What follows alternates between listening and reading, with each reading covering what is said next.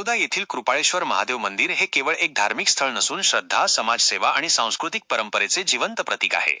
या मंदिराची स्थापना प्रथितयश व्यक्तिमत्व डॉक्टर राणा ओंकारसिंहजी रावसाहेब यांनी इ.स. 1901 ते 02 मध्ये महाशिवरात्रीच्या शुभमुहूर्तावर केली.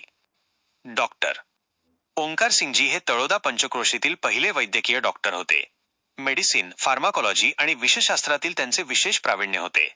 त्या काळात तळोदा परिसरात डॉक्टरांची अत्यंत कमतरता होती. सर्पदंशाच्या घटना वारंवार घडत असत. अशा परिस्थितीत प्रतिनियुक्तीवर तळोद्यात आलेल्या या सेवाभावी डॉक्टरांनी केवळ वैद्यकीय सेवा दिली नाही, तर अध्यात्म आणि समाज कल्याण यांचा संगम घडवला. अत्यंत धार्मिक वृत्तीचे आणि भगवान महादेवाचे अखंड भक्त असलेल्या डॉक्टर ओंकारसिंगजी यांना त्यांच्या राहत्या हवेलीच्या मागील परिसरात मंदिर उभारण्याचा दृष्टांत झाला. गरोदर स्त्रिया, सर्पदंशग्रस्त रुग्ण, लहान बालके आणि संपूर्ण परिसरावर भगवान शंकराची कृपा राहावी या उदात्त हेतूने त्यांनी कृपाळेश्वर महादेवाची स्थापना केली. मंदिरातील शिवलिंग काळ्या पाषाणापासून तयार करण्यात आले आहे. स्थापनेच्या वेळी अवघ्या 11 दिवसांत अतिशय कठीण आणि विधीपूर्वक अतिरुद्र महायज्ञ संपन्न करण्यात आला.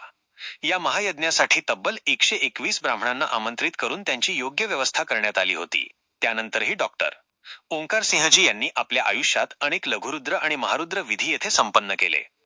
स्थापनेच्या वर्षीच डॉक्टर ओंकारसिंहजी आणि त्यांच्या धर्मपत्नी पार्वतीबाई साहेब यांच्या हस्ते भगवान शंकर पार्वती यांचा भव्य विवाह सोहळा आयोजित करण्यात आला. त्या परंपरेचे जतन आजही भक्तिभावाने केले जात आहे. पार्थ न्यूज संपादक हर्षल चौधरी.